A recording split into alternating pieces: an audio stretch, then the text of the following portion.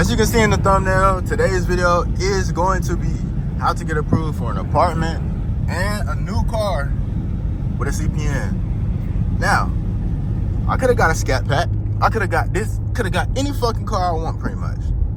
Why did I get a Mustang? I got this Mustang because the ROI is good. Nigga, I'm making my money every single month off this car. So, if y'all want to go get Scat Packs, Hellcats, SRTs, all that shit, I'm going to show you how to do it in this video. But I'm going to also show you how to do everything by being intelligent. The first thing you want to do is once you build your CPN, you want to make sure that your CPN number is age appropriate. So that's the first thing. You want to make sure that your CPN number is built correctly.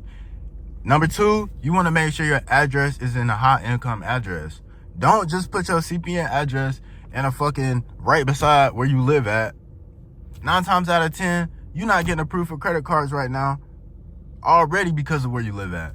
So what you need to do is you need to build your CPN and go to your zip code and search an area within like 15 to 20 miles and look up the highest income area around you and use that address. You can also forward your mail from that address, or you can add another address to your profile later on online if you want to get approved for credit cards and stuff. But once you build your CPN, that first address needs to be in a high income area, and you also need to be making a substantial amount of money. So I'm not saying to put $250,000 a year as income. No, you gotta make it look real. You gotta make it look noticeable. What the hell going on? Somebody got popped out of it. But anyways, you just wanna, damn, what the fuck going on in the city? They got this shit blocked the fuck off. Somebody got popped out of it. But anyways, yeah, I just wanna say, make sure your address is a high income address. Make sure that you have an appropriate CPN number who is built correctly. Once you do that, attach all your information. So do all the pre-qualification applications to actually get your CPN tri-merged. If you don't know how to tri-merge, you can tap in and get the CPN Mentorship Class. It is in the link in the description. My CPN class about to go up because I'm dropping hella shit in there. I'm telling you, I'm dropping some sauce in the next couple weeks. That shit gonna change everything. So the price going up, you might as well get it right now while it's still at a great price. So once you get this CPN and you tri-merge it, what you need to do for an apartment is to get one authorized user. As long as you have a score above like 680, you can pretty much get into any apartment. So if you want to get your people approved for an apartment and shit like that, that's all you need. Or if you want to get approved for an apartment yourself, that's all you need.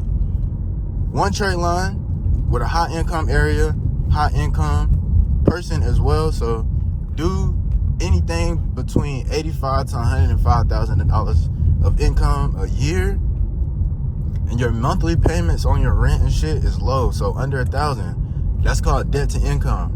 Your debt the banks want your debt to be low and your income to be high. If you have that shit, there's no reason why they feel like they can't loan you money, because you're gonna pay them back. You got the money. Why you not gonna pay them back? All right. But yeah, you get this one trade line on there, and now you can get pretty much any apartment you want. 9 times out of 10, the apartment complex don't even need credit. They just look at your credit usage. So if you want to get an apartment, really you want to add credit rent boost or some type of like rental karma or rental payment history, so that it's way easier. This is the sauce on how to get any car that you want basically for free. So with this CPN or an EIN or anything like that, none of this is reporting to your actual personal credit. So it's separating you and protecting your social. So that's why it's called a CPN number. It's a credit privacy number, a credit protection number. You are protecting your original SSN, and you also have the right to disclose your social security to anybody as long as it's not a government official or a company like that, right? So what that means is you have the right to use a profile that is protecting your social security number. So in case you want to actually get loans and shit like that, and you don't want it to fall back on you, use the EIN or use the CPN number. The way that you get these cars and shit like that is by adding 4 to 5 trade lines. I really tell people to add 5, but if you have 4, you can still get approved. but you might have to put down, and you might have like a $45,000 to $35,000 limit. But if you add 5 trade lines, so you can add 5 authorized users, but I always recommend to at least have 1 primary account, because they can see that shit. If you want to get approved for a car that's $50,000, what you need to do is get $50,000 worth of trade lines. If you need trade lines, you can also get them in the link in the description. So you get $50K worth of trade lines, perfect payment history, get 4, and also 1 primary account. So that could be like a credit card that you made a payment for like 1 or 2 months. Or you can get rental history, is really a good one because it gives you like 2 years backdated history. Or anything that you can find out there that's good for CPNs and SSNs. Go ahead and just add that shit on there. And then after like a payment or 2, then you green, you can go damn near get anything you want. So that's how you get a Scat Pack. That's how you get a Hellcat. That's how you get a Mustang. But I got this Mustang because I want to do Turo. So this Mustang or Scat Packs, the price on them shits be like $40,000. So like between like $30,000 to $40,000 on a good Scat Pack. Sometimes like $50,000. The ROI on them shits is not good unless you in a city where niggas is not finna steal them bitches and shit like that. I ain't even trying to go on that shit. I got me a little Mustang that's a low payment that can make me the money I need to make every single month with no problem. You feel me? That's what I got. I did that shit because I want these motherfuckers to rent my shit out and pay me every single month for the car that I own. And now I can draw the car for free. If you talking about finesse, nigga, this is a finesse. All these rental companies and all these, you see these buildings and shit up here, bro? These niggas is making 100 bands a month, bro. I do the math every fucking time. Every time I go somewhere, I look at these buildings, I do the math. I go look at their apartment complexes. What's the price for the rent?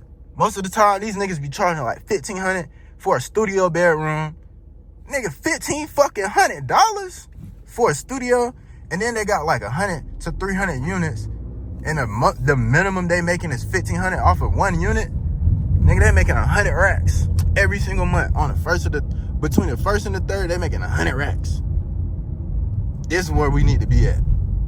Renting, leasing, owning something, and then get other people to pay for it.